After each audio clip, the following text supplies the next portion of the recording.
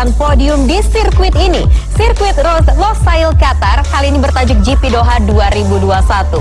Welcome back GP Mania. Malam hari ini di kualifikasi MotoGP Trans 7 GP Doha 2021 akan menjadi pembahasan bersama saya Enji Ang yang tentunya tidak sendiri. Komentator kita di malam hari ini adalah pengamat MotoGP, pengamat otomotif yang sudah bersiap untuk memberikan ulasannya. Dia adalah Arief Kurniawan. Halo, selamat malam Arief. Malam Enji. Gimana kabarnya? Udah lama nggak ketemu ya? Iya, lama banget. Setahun lalu pasti. Setahun ya? Ya ampun, pastinya sudah banyak sekali ulasan yang sudah dipersiapkan. Apalagi kali ini GP Doha 2021 ini kemarin sudah di sirkuit yang sama juga nih, GP Qatar. Nah, kalau yang kemarin ini katanya ada badai pasir. Katanya untuk GP Doha juga sama ya Arief ya? Ya betul, dan bahkan lebih berangin ya.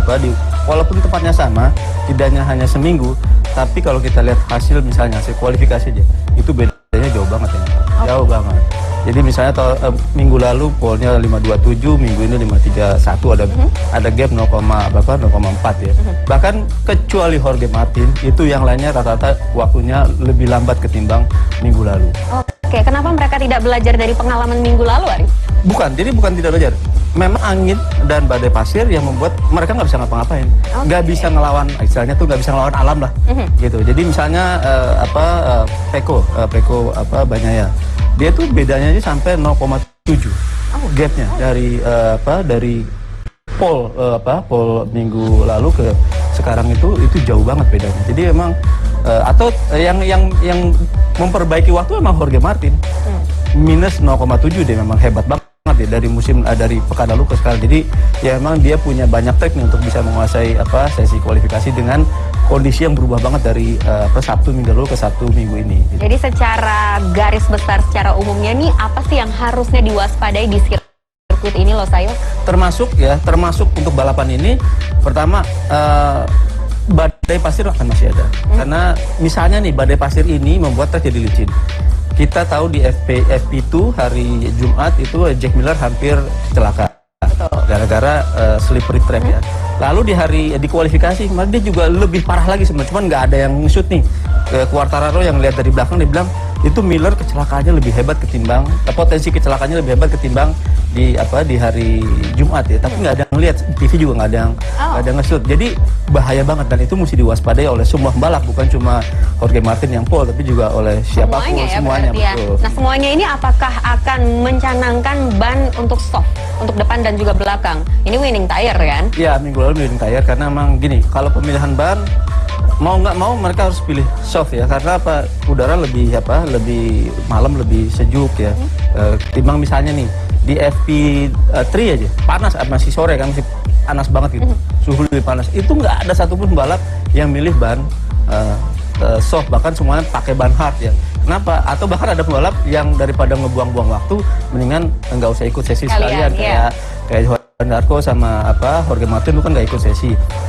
Tapi mereka sadar bahwa ban hard ini cuma dipakai sebentaran, cuma buat memenuhi sesi FP3 aja, atau cuma ngejajal elektronik segala macam. Tapi kalau untuk urusan balapan di FP4 itu kan tes setup balapan, nah itu menggunakan ban soft, nggak ada pilihan lain karena ban medium itu juga tidak masuk perhitungan.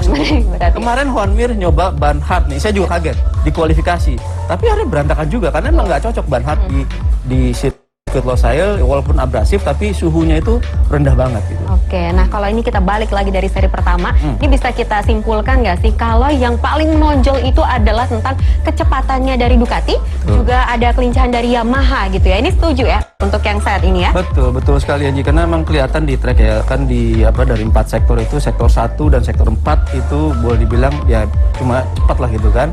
Sementara sektor 2-3 yang twisty itu memang bagian dari agility motor, kelincahan motor, dan kelihatan banget kemarin ketika Viñales leading, dia tuh sudah berkalkulasi kalau biasanya kalau saya harus ingin menang dan Ducati, maka saya harus buka gap di sektor 2-3 yang lincah itu lebih dari 1 detik. Karena kalau enggak, seperti yang dialami oleh Juan Mir yang cuma 0, sekian detik, itu dilibas juga sama Ducati di trek lurus aja. Jadi speednya Ducati di lintasan lurus sama kelincahan Yamaha di balapan minggu lalu itu kelihatan banget. Kelihatan sekali lagi di hasil kualifikasi dan free practice 1, 2, 2, 3 dan 4 ya, itu kelihatan banget itu. Itu kelihatan banget hasilnya. Ini akan selalu beriringan seperti ini nggak sih Arif? Dalam arti kita sama-sama tidak bisa menyangkal kecepatan Ducati gitu dan kelincahan Yamaha. Mereka akan selalu bertabrakan seperti ini atau tidak? Selalu, karena gini.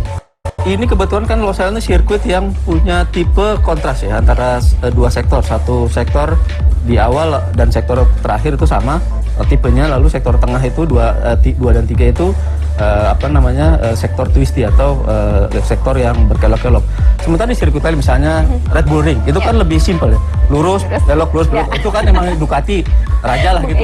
Jadi emang nggak banyak sirkuit yang seperti Losail ini yang punya dua karakter ya, karakter yang sangat kontras, betul. Iya, ya udah. Anyway, kalau tadi ngomongin tentang kecepatan Ducati, tim kualifikasi MotoGP juga sudah menyiapkan sebuah VT untuk kita saksikan bersama. Mari kita lihat. GP Mania, jangan kemana-mana dulu ya, karena Angie dan Arif masih akan kembali sesaat lagi.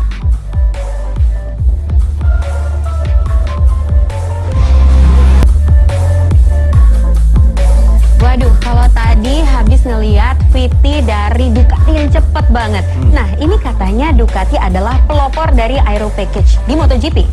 Tapi kalau ini sepengetahuan saya, Aero Package itu atau aerodinamika ini lebih condong ke F1. Ada bedanya nggak sih, Arif? Bukan lebih condong, lebih identik dengan lebih F1. Identik ya. Lebih identik dengan F1. Jadi Ducati ini kan punya Gigi D'Alina, nih orang dibalik semua winglet apalah gitu, aerodinamikanya Ducati di MotoGP lah. Mereka mulai ini tahun 2015 nih, udah mulai rancang-rancang. Akhirnya terus nih berkembang. Jadi ada dari cuma sekedar kecil di depan, lalu sekarang bahkan dari samping. Akhirnya emang sekarang aero itu tanda kutip ya sudah jadi bagian dari MotoGP, walaupun tidak seheboh F1 ya, karena F1 kan aero. Kalau kita lihat sayap-sayap mobil di F1 tuh luar biasa, udah ngejelimet banget gitu kan. Nah, Ducati ini karena pionir, maka dan punya Gigi D'Alina yang merupakan otak dari semuanya ini, dia setiap tahun tuh ada aja itunya membarui lah. Nah, gitu ya. Musim ini yang paling kelihatan itu adalah di samping. Jadi gini bedanya dengan F1 ya, Anji. Kalau F1 itu kan aerodinamika itu akan menolong kalau di tikungan, bukan di lintasan lurus. Karena kecepatan mobil itu juga termasuk di motor sebenarnya. Kecepatan satu lap itu kan lebih banyak di tikungan, bukan di lintasan lurus. Berbanding terbalik dengan MotoGP.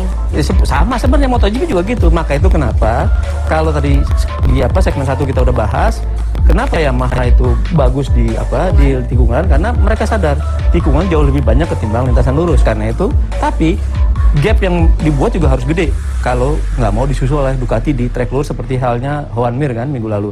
Nah, di lintasan kalau kita lihat di tikungan kan misalnya ini ada 17 tikungan, 16 tikungan di mana di Losail ini.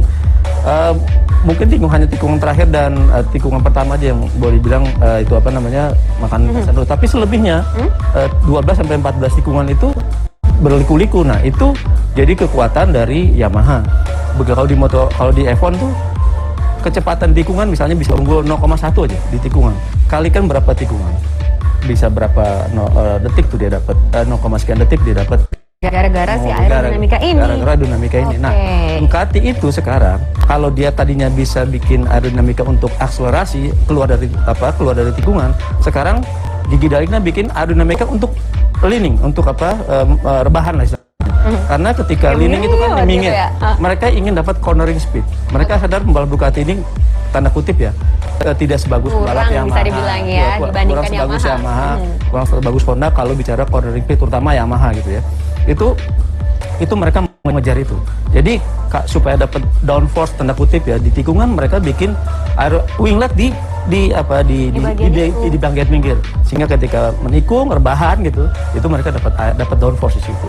Jadi efeknya itu sangat besar, bisa kita bilang begitu ya Arif ya. Kalau kita melihat kan sekarang ridernya ini tidak hanya di pabrikan ya, tapi satelit juga ridernya ini kayaknya wah banget nih, kayak mereka menonjol banget. Memang sudah terprediksikah dari awal kalau menurut Arif? Kalau bicara Ducati atau top speed, memang itu sirkuit dependen ya, tergantung sirkuit. Jadi misalnya di Losail ini kan ada lintasan lurus yang sangat panjang, yang kita udah lihat minggu lalu dan di beberapa tahun sebelumnya ya. Atau di Red Bull Ring yang juga tadi kita udah bahas segmen 1, itu simpel banget sirkuit kan, lurus belok gitu kan.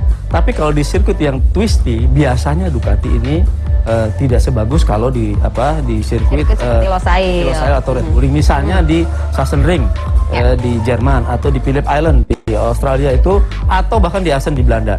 Itu kan sangat flowing, sangat twisty. Itu biasanya Ducati itu bukannya nggak bagus, tapi mereka butuh pembalap yang bisa menaklukkan motor liar ini untuk menjadi lincah. Nah itu sampai saat ini memang Ducati sejak Casey Stoner tahun 2007 belum punya lagi nih pembalap yang bisa menaklukkan motor di sirkuit lincah atau sirkuit twisty seperti di sirkuit-sirkuit yang tadi sudah kita sebutkan, di Sachsenring, di Phillip Island, di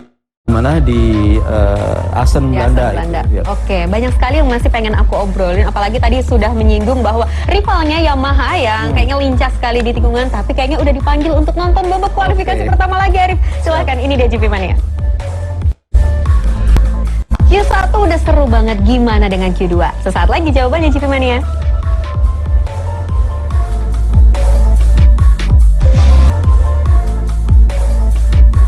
Setelah tadi kita ngomongin tentang si cepat Ducati, jangan lupa nih ada si lincah Yamaha yang kita juga tidak bisa pungkiri ya Arif ya, bahwa ridernya juga masih bisa terus mempertahankan posisinya, juga masih yang di atas nih ya kan. Cuman pertanyaannya, kalau Yamahanya sendiri udah lincah gitu ya kan, beberapa ridernya Viñales, Quartararo oke gitu, tapi bagaimana dengan Rossi, kan pindah nih ke Petronas. Apakah dia juga bisa menjanjikan untuk 2021? Ya, tadi di minggu lalu ya, itu kan keempat nih kelihatan menjanjikan nih. Rossi bisa bagus nih tapi ternyata begitu race dia ada masalah dengan ban yang melorot dan kita berpikir dan tentu berharap banyak karena dia legend dan dengan pengalamannya gitu kan, di seminggu kemudian bisa belajar nih dari yang kemarin ya kan. Tapi ternyata sejak FP1, sejak free practice 1, terutama 2 ya, karena 3 itu kan siang jadi nggak terlalu berpengaruh, itu dia nggak merasa strong, nggak merasa feelingnya bagus dengan apapun. Apakah kalau kita bicara motor paket kan macam-macam ya, ada akselerasi, ada rem, ada cornering, macam-macam gitu kan. Itu Rossi nggak merasa strong, nggak merasa strong semuanya.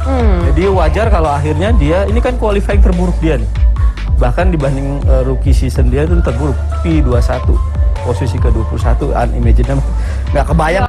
21-2 terakhir gitu ya. Terakhir dari keempat minggu sebelumnya. Dan gapnya itu 1,7. Jauh sekali. Jadi memang kalau saya bilang agak aneh sih ada gap sebegitu jauh, plus 1,7 waktunya dan posisinya plus 17 dari 4 ke 21 ya. Ya, dan lagi kalau Rossi ini, kalau seandainya nih kan, kalau kita lihat kemarin dia finishnya 12.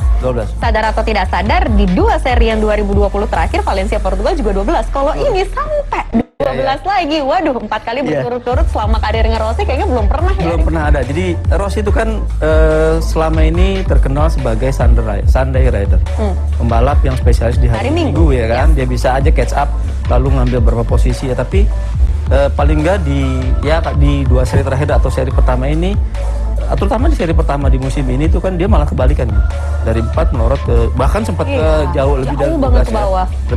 Finishnya 12 tapi sempat ke 15, 16 gitu kan. Jadi memang kayaknya memang adjust Rossi, adaptasi Rossi dengan tim baru ini juga nggak gampang. Walaupun dia dengan Yamaha sudah jadi family dia, karena kan range dia juga semua motornya Yamaha kan, dia identik dengan Yamaha lah, tapi tetap aja ini nggak gampang. Musim baru ditambah ada banyak talenta-talenta muda yang istilahnya itu lapar achievement lah, lapar hasil ya. Betul. Pengen aja, pokoknya nggak peduli siapapun, mau Rossi kayak mungkin kalau ada Marquez, mau Marquez kayak mau Lorenzo kan disikat aja. Dan Marquez juga nggak balik-balik, katanya sempat ada rumor ini bakal balik di seri kedua. Jadi gimana ini, mau sampai kapan digantikan sama Stefan Bradl? Enggak sih, seri kedua belum memang. Jadi kan dia ngasih press release-nya itu kan 2 seri pertamanya di absen karena memang anjuran dokter. Walaupun dia udah feeling good, udah feeling so good, tapi dia bilang masih dokter bilang sabar aja dulu karena musim lebih baik kan supaya masa depan dia tetap terjaga di MotoGP. Gitu. Rumor sedikit. Digantikan sama Stefan Bradl dan katanya sudah dilirik sama yang lain bahwa tidak menjanjikan. Katanya ada kisruh nih dari KTM, bener ya? Jadi gini, kan memang Stefan Bradl ini pembalap apa sih? Test rider apa reserve rider kan yang menjanjikan kan? Ya kalau dibilang kan tahun lalu kan Stefan Bradl juga apa menggantikan hampir setengah musim itu ya, setengah musim lah. Tapi kan hasilnya juga apa tidak terlalu bagus ya. Dan memang kelihatannya di 2 seri awal ini, di seri paling nggak di seri pertama dia bagus, seri kedua oke lah, posisi top masuk Q2 ya. Tapi kan bicara hasil itu karena itu hari Minggu. Nah, Bradal ini mesti dibuktikan konsisten ada di katakanlah di top 10 atau top 8 untuk mengendarai motor selevel Honda, itu harus ada di posisi itu. Jadi mestinya KTM nggak perlu khawatir sih. Harusnya ya udahlah ya, yang kisur-kisur di sana kita ngomongin di sini aja. Nah, sekarang adalah waktunya Enji mengajak Arif dan juga GP Mania untuk menyaksikan babak kualifikasi kedua. Ini dia. GP Mania, sambil nonton enaknya ikutan kuis berhadiah jutaan rupiah. Caranya gampang banget, kamu tinggal buka aja Twitter kami di @trans7gp atau juga di Instagram di @officialmotogp-T7. Di sana ada syarat dan juga cara-caranya. Oh iya, kamu juga jangan lupa sebentar lagi kan ada live race. Nanti juga akan ada kuis QR code, makanya handphone kamu jangan jauh-jauh ya. And now we'll be back after this break.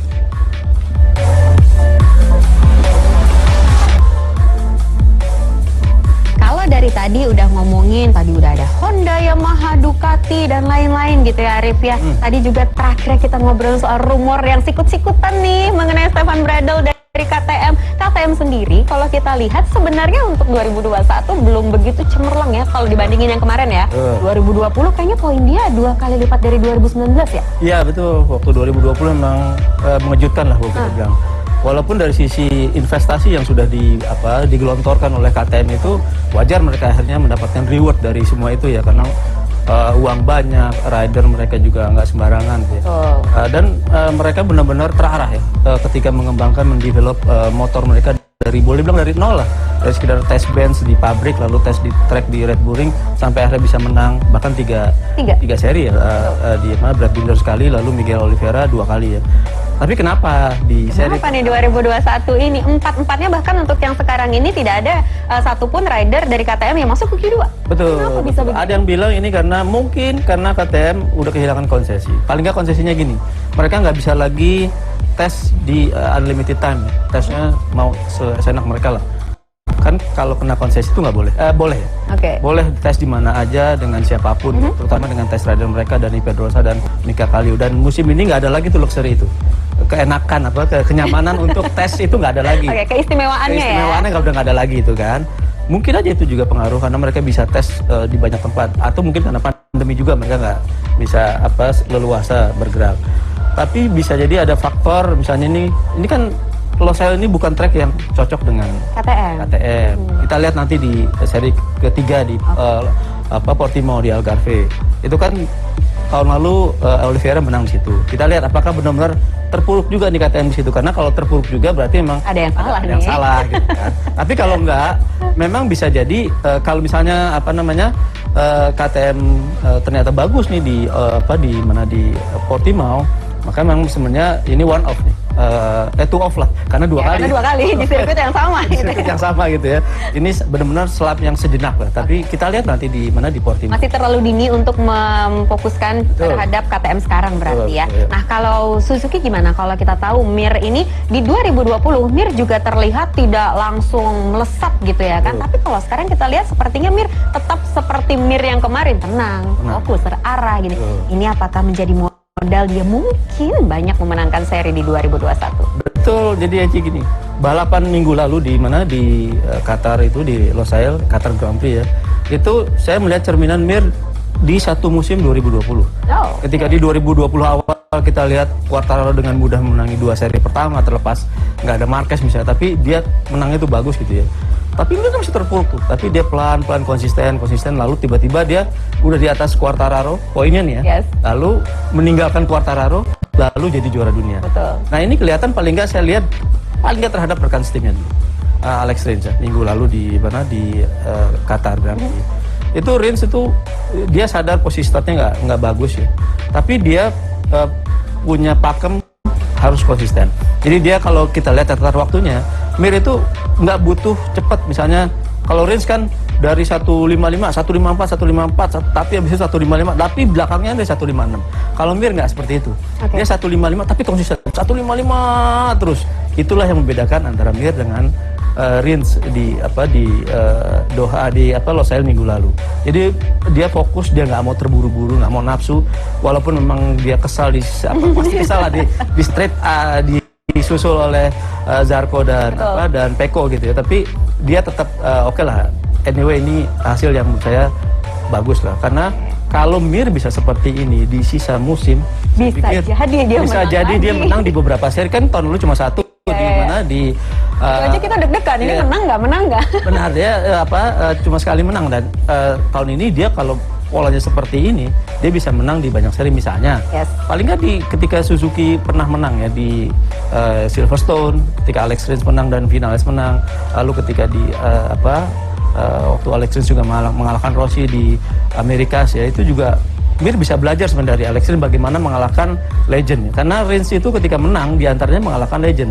Di Amerika, GP of Americas itu dia mengalahkan Rossi, sempat membuntuti. Di Silverstone dia mengalahkan Marquez, juga sempat membuntuti. Nah, itu tipikal itu bisa dibawa oleh Rins untuk dia menang di lebih banyak seri ketimbang musim lalu kemarin ya. Tapi kalau kita merujuk terhadap Suzuki sebagai satu-satunya pabrikan yang tidak mengganti ridernya ya, Formula ridernya untuk 2021, menurut aku pribadi ya Arif ya, sepertinya sudah terukur nggak sih? Karena kalau kita melihat Mir sama Rins ini tidak pernah jauh gitu jaraknya di dua seri perdana ini. Apakah memang akan seperti itu ke depannya? Kalau bicara perekrutan pembalap, dua pembalap yang direkrut Suzuki sekarang ini sesungguhnya orang yang merekrut udah nggak ada.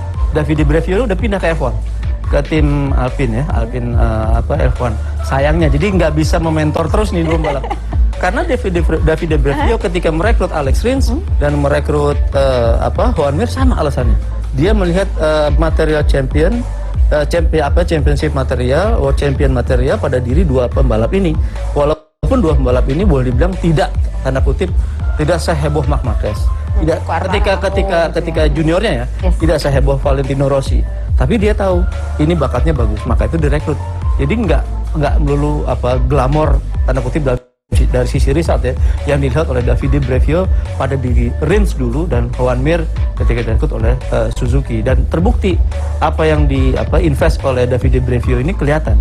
Dua pembalap ini memang tipikalnya sama persis. Betul. Jadi dia nggak peduli, nggak khawatir misalnya kita akan kalah dari Ducati di straight, kita akan kalah dari Yamaha di sini, kita akan kalah dari Honda di sini, nggak peduli. Yang penting konsisten overall satu season mereka bisa bagus gitu. Cuman kemarin sempat Mir menyampaikan bahwa ada strategi yang dia sayangkan gitu. Saya tidak tahu nih strategi yang mana ini maksud oleh Mir. Ya, jadi strateginya itu adalah yang minggu lalu ya, itu tim Ducati tidak cermat menghitung tim Suzuki tidak cermat menghitung kapan dia harus keluar untuk kualifikasi, sehingga akhirnya dia tidak dapat lap time bagus, ujung-ujungnya posisi startnya buruk, ujung-ujungnya lagi dia harus catch up.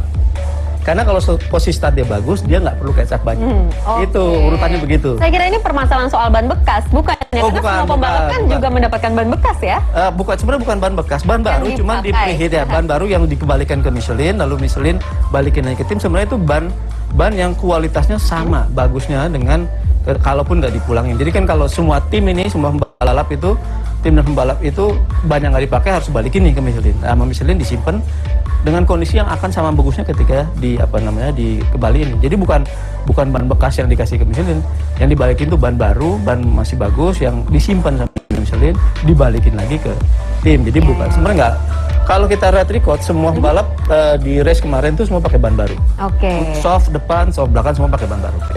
Baiklah Arif. Kita hold dulu bincang-bincangnya. Sesaat lagi kita akan ngobrol. Tapi sekarang adalah waktunya kembali menyaksikan lanjutan babak kualifikasi kedua. Jorge Martin luar biasa, ini disangka tidak disangka ya, karena dari awal kami juga udah membahas tentang Ducati yang sangat cepat, tapi ternyata kejutannya adalah rookie yang mendapatkan pole position. Arif sendiri sudah memprediksi atau enggak kalau Martin sendiri yang akan menempati pole? Enggak sih sebenarnya, tapi kalau melihat achievement yang atau hasil diraih oleh Jorge Martin itu emang dia tuh bagus banget ya. Terutama kita lihat minggu lalu lah. Dari 14 ke 4 tuh kan jadi sorotan banget ya. Itu dalam satu tarikan lah. Lurus ya. Itu nggak sembarang. Tapi emang orang dalam Ducati bilang Jorge Martin ini pembalap yang banyak mengandalkan insting, naluri balap dia. Jadi dia nggak textbook lah. Dia benar-benar pakai bakat yang ada di dia. Orang dalam Ducati bilang Jorge Martin ini pembalap yang banyak mengandalkan insting, naluri balap dia. Jadi dia nggak textbook lah. Dia benar-benar pakai bakat yang ada di dia, bakat alamnya, bakat alam dan plus insting yang bagus. Dia udah geber aja, nggak peduli apa namanya siapa di kanan kiri, nggak peduli. Makanya itu waktu start di minggu lalu di Qatar Grand Prix dia luar biasa dari 14 ke 4. Walaupun setelah itu memang dia maintain pace-nya itu belum biasa kan, sehingga dia melorot. Dan dia pun di sini untuk kualifikasi memang dia sendiri terkejut ya, karena dia satu-satunya pembalap top, pembalap papan atas yang maksudnya papan atas di ini ya, di hasil kualifikasi yang waktunya itu minus dibanding minggu lalu. Nah, yang lain itu kan plus lebih buruk, walaupun dari sisi grid bisa lebih baik, bisa lebih buruk ya. Tapi Jorge Martin ini waktunya lebih baik, selisihnya juga lebih baik. Tapi kalau di lomba dia bilang ini nggak gampang. Banyak faktor yang bisa, saya perlu banyak belajar untuk bisa menang, karena dia bilang Yamaha kuat di sini. Jadi dia atau bahkan pembalap Ducati lain bisa lebih bagus dari saya. Dan koreksi kalau saya salah ya Arif, berarti ini adalah pertama kalinya lagi sejak Quartararo di 2019 rookie yang menduduki pole. Iya, rookie pole sebenarnya ada. Pernah ada Marc Marquez juga, pernah ada Johan Zarco juga. Johan Zarco bahkan di seri pertama udah pole. Tapi leading race, tapi kesananya itu nggak gampang. Jadi menempati pole adalah one thing, tapi untuk menang atau leading the race seperti Pecco juga itu mempertahankannya juga gampang. Nah, ini yang PR besar dari Jorge Martin. Jadi kita belum bisa menjudge siapa nih, dia rookie sensasional ya. Minggu lalu kita udah bahas Enea Bastianini yang bagus. Betul. Minggu ini kita nggak bahas Jorge Martin. Mungkin minggu depan kita di next race kita bahas Luca Marini sebagai rookie lagi. Kita nggak pernah tahu. Ya, dari ada 4 rookie ini, kalau yang kemarin memang semua orang terpesona gitu ya dengan impresifnya Enea Bastianini. Tapi kalau sekarang mungkin ya dia belum mendapatkan feel-nya lagi gitu kali ya, kalau kita bisa bilang Bastianini. Iya, bisa jadi feel-nya dia belum dapat, tapi kan itu feel di kualifikasi. Karena feel di lomba ini kan beda lagi. Ya. Jadi feel-nya ada 2 sekarang nih. Di feel kualifikasi emang satu hal, di feel lomba itu hal lain dan itu berbeda banget. Kualifikasi kenceng di 1 lap. Di lomba kenceng harus harus maintain race pace-nya atau kecepatannya di 22 lap ya. Untuk ini kan 22 lap ya. Langsung saja, siapakah prediksi yang akan mendapatkan podium untuk race yang akan kita saksikan sebentar lagi, Arif? Saya sih terus terang pengen ngelihat yang 3 dulu. Siapa yang 3? Nomor 3. 3, oke. 3 ini saya lihat, mohon maaf, pemenang musim lalu. Pemenang minggu lalu, mungkin Viñales di 3. Viñales ada di 3, baik. Siapa yang kedua? Karena Quartararo sudah belajar dari minggu lalu. Quartararo yang ada di posisi kedua. Oke. Baiklah, ada 2 Yamaha di sini ya. Lalu siapa yang pertama, Arif? Saya terus terang pengen melihat Ducati menang, pengen melihat Johan Zarco menang. Zarco, yang kemarin sudah memecahkan rekor. Inilah harapannya Zarco bisa menempati podium 1 ya lewat Ducati. Baiklah, kita akan melihat sebentar lagi, Arif ya. Anyway, GP Mania, ini selamat dulu nih untuk kamu yang sudah memenangkan kuis di kualifikasi minggu lalu. Sekarang akan saya lihat pemenang kuis minggu lalu adalah Adi Prakosa. Kamu mendapatkan hadiah spesial dari tim Trans7. Congratulations. Buat kamu yang belum menang, tenang aja, Angie masih akan terus bagi-bagi hadiah seperti malam ini.